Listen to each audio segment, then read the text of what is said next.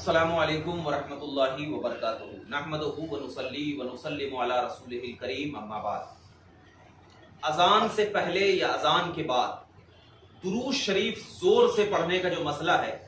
और बाज लोग जो इस पे क्या है चिल्लाते हैं कि ये बिदत है, और न जाने क्या क्या जो जाहिल हजरात जिनको इल्म नहीं होता है वो इस किस्म की क्या है गुफ्तगू करते हैं कि अजान से पहले हम दुरूद क्यों पढ़ते हैं। अजान से पहले आहिस्ता भी दुरूद पढ़ सकते हैं और जोर से भी दुरूद पढ़ सकते हैं, मगर एक चीज ज़हन में रखें कि जब दुरूद पाक आप पढ़ रहे हैं तो दुरूद जब पढ़ लेते हैं तो उसके बाद ठहर जाए और उसके बाद क्या है अजान दे, मिला करके फौरन न पढ़े, लागे लोगों को शिबा ना हो कि अजान पढ़ रहा है कि दुरूद पढ़ रहा है। ये मगर क्या है, इसको दलील से साबित करने से पहले मैं दो चीजें आपके पास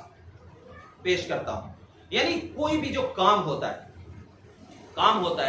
तो काम की दो किस्में हुआ करती। एक ये कि वो काम जो है वक्त के साथ मुक़य्यद हो जाए, वक्त के साथ क्या है मुक़य्यद हो जाए, या वो काम क्या है वक्त के साथ मुक़य्यद ना रहे। जैसे कि मिसाल के तौर पर जैसे कि नमाज पढ़ना ये एक काम है, नमाज पढ़ना क्या है ये एक काम है। तो अब नमाज को क्या है वक्त के साथ मुक़य्यद कर दिया जाता है, जैसे कि जोहर के वक्त के साथ कि फर्ज नमाज जोहर के वक्त में ही पढ़ेंगे, या असर की नमाज है तो असर के वक्त में ही पढ़ेंगे। यानी ये वक्त के साथ क्या है खास कर दिया। ऐसा काम जिसको कि वक्त के साथ खास कर दिया गया हो तो उसके लिए उस वक्त का होना जरूरी होता है,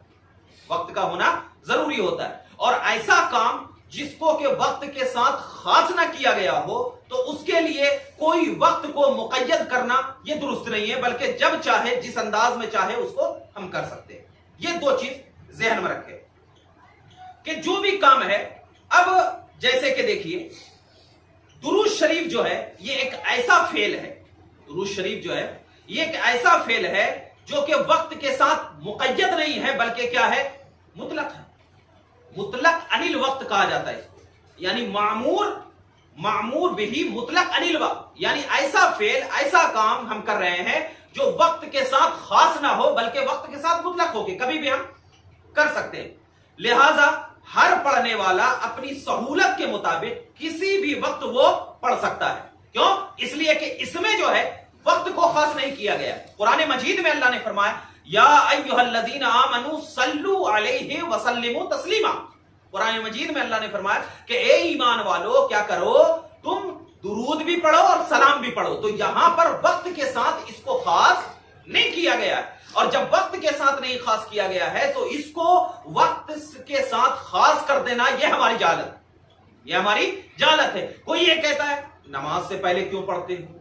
अजान से पहले, तो गोया कि तुम खास कर रहे हो कि इस वक्त में नहीं पढ़ना है, इस वक्त में नहीं। हालांकि अल्लाह ताला ने इस काम को खास ही नहीं किया है वक्त के साथ। तो हर पढ़ने वाले के लिए हक होता है कि वो जब चाहे वो पढ़ सकता है, जब चाहे वो पढ़ सकता है। तो एक चीज ध्यान में रखें,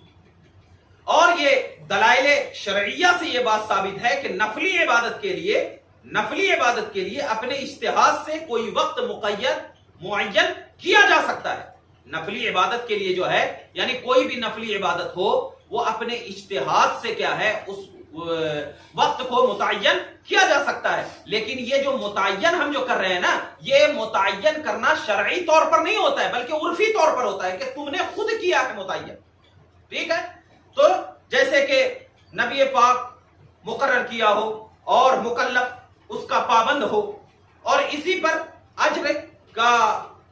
अजर कामिल क्या है मौकूफ होती है। जैसे कि देखिए अब जो हम नफली रोजा है हम हर दिन रख सकते हैं, हर दिन क्या है रख सकते हैं, लेकिन हुजूर पाक सल्लल्लाहु अलैहि वसल्लम हमेशा पीर के दिन रोजा रखते थे, वो भी नफली था। तो आपने क्या है उसको अपने लिए मुतय्यन किया, अपने लिए। लेकिन नफली रोजा तो हम हर दिन रख सकते हैं ना, मगर पीर के दिन रोजा रखने को हम ज्यादा सवाब समझते हैं क्योंकि नबी ने किया है, सुन्नत है, नबी ने किया है सुन्नत है। लेकिन नफली जो चीज होती है उसको हम रख सकते हैं। ऐसे ही देखिए इसी तरह हुजूर पाक सल्लल्लाहु अलैहि वसल्लम हर हफ्ते के दिन मस्जिद कुबा की जियारत किया करते थे, और ये देखा देखी हजरत अब्दुल्ला इब्न उमर भी क्या है हफ्ते के दिन जियारत करने के लिए चले गए, जियारत करने के लिए चले गए। लेकिन क्या है नबी पाक सल्लल्लाहु अलैहि वसल्लम ने हफ्ते के दिन को खास कर लिया था, हफ्ते के दिन को खास। हालांकि जियारत तो कभी भी हो सकती है लेकिन उस चीज को خاص کر تو پڑھنے والا جو ہے یعنی کوئی بھی جو نفلی کام کر رہا ہے تو اس کو پڑھنے والا کیا ہے اس وقت کو اس دن کو اپنے اجتہاد سے خاص کر سکتا ہے. تو ایسے ہی درود بھی پڑھنا یہ نفلی عبادت ہے, درود بھی پڑھنا یہ نفلی عبادت. تو اگر کوئی بندے مومن اس کو اپنے لیے ایک وقت کو خاص کر لے تو اس کو خاص کرنے میں کیا ہے کوئی حرج کی بات نہیں ہے, بلکہ اس کو ثواب ملتا ہے, اس کو ثواب ملتا ہے. تو اب جب ثواب ملتا ہے تو چنانچہ ایک چیز اور ذہن میں رکھیں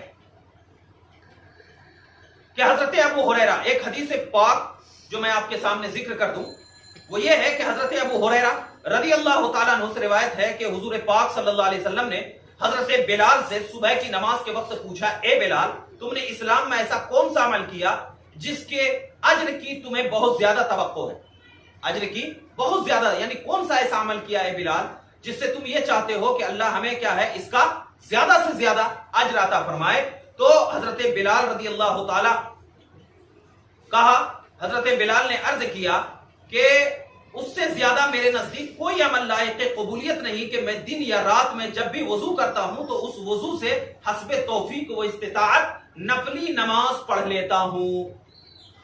نفلی نماز پڑھ لیتا ہوں. یعنی حضرت بلال رضی اللہ تعالیٰ عنہ نے نفل نماز کے لیے دنوں رات میں کبھی بھی کوئی وقت مقرر نہیں کیا ہے. تو نبی پاک صلی اللہ علیہ وسلم نے یہ اس حدیث سے یہ بتانا چاہ رہے ہیں کہ کوئی بھی نفلی عبادت کا وقت مقرر کرنا کہ یہ درست نہیں ہے, لیکن اپنے اجتہاد سے کوئی بھی انسان کسی بھی وقت کیا ہے وہ چیز پڑھ لیتا ہے. تو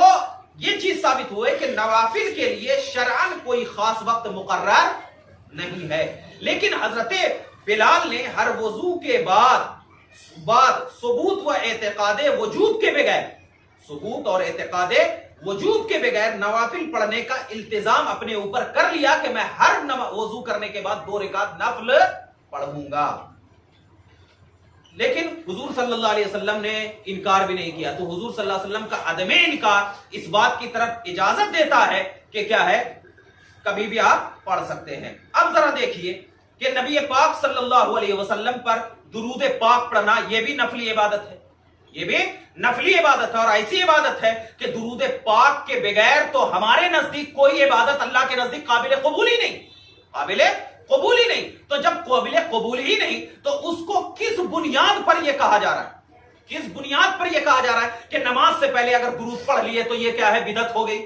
یہ کیا ہے بدعت ہو گئی. جب ارے بھائی کوئی عبادت کا وقت نفلی کا خاص ہی نہیں رہتا ہے تو پھر بدعت کہنے کے لیے ضروری یہ ہوتا ہے کہ حدیث پاک میں نماز سے پہلے یہ اذان سے پہلے درود پاک کے پڑھنے سے منع فرمایا گیا,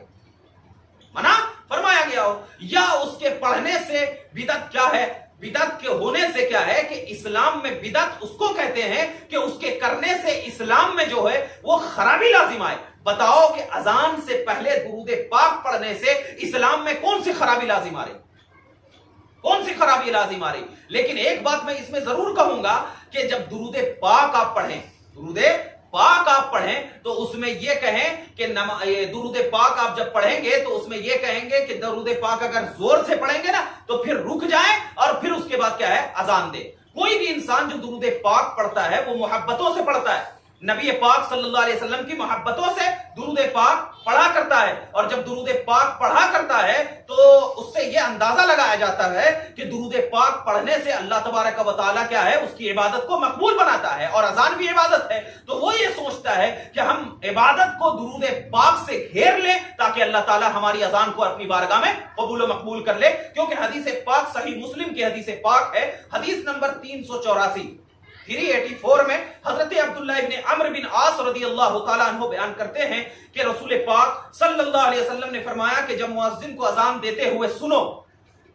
جب مؤذن کو اذان دیتے ہوئے سنو, جیسے کلمات وہ کہتا ہے ویسے ہی کہو, یعنی جیسے وہ کلمات کہتا ہے ویسے ہی کہو. اللہ اکبر مؤذن کہہ رہا ہے تو تم بھی اللہ اکبر کہو.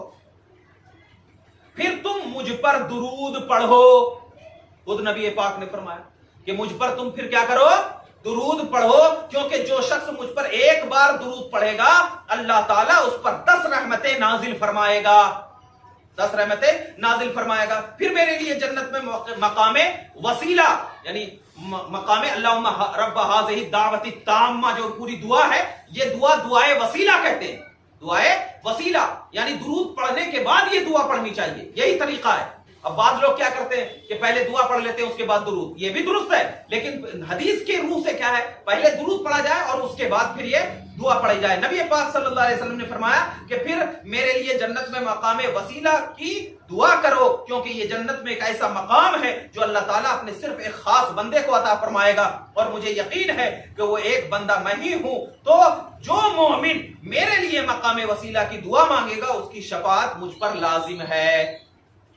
اس کی شفاعت مجھ پر لازم ہے۔ تو پتہ یہ چلا کہ درود پاک اذان سے پہلے زور سے پڑھنا اور اذان کے بعد بھی پڑھنا، یہ دونوں چیزیں کیا ہے، یہ دونوں چیزیں جو ہے ہمارے لیے باعث برکت اور باعث ثواب ہے، اور ایسا ثواب ہے جو ہمیں اذان کو کیا ہے اور چار چاند لگا دیتا ہے۔ لیکن درود پاک کو اذان سے جوڑتے ہوئے پڑھنا، یعنی درود پاک پڑھتے پڑھتے پڑھتے اللہ اکبر کہہ دینا، یہ درست نہیں۔ کیوں درست نہیں؟ تاکہ لوگوں کو یہ شبہ نہ ہو کہ یہ درود پڑھ رہا ہے کہ اذان دے رہا ہے۔ تو اسی لیے پہلے درود پڑھ لیں، پھر ٹھہر جائیں اور اس کے بعد پھر اذان شروع کریں، اور یہ کیا ہے، سنت ہے۔ اور ان لوگوں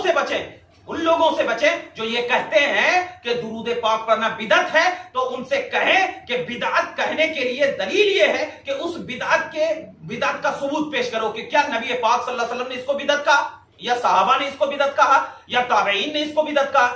جب کسی نے نہیں کہا تو یہ ایک عبادت ہے، اور وہ ایک ایسی عبادت ہے جو عبادت کے لیے وقت مقرر نہیں ہے، اور جب وقت مقرر نہیں ہے تو اذان سے پہلے پڑھیں یا اذان کے بعد پڑھیں یا 3 بجے پڑھیں یا 5 بجے پڑھیں، یہ کوئی بدعت نہیں ہے، باعث برکت ہوگی ہماری۔ السلام علیکم۔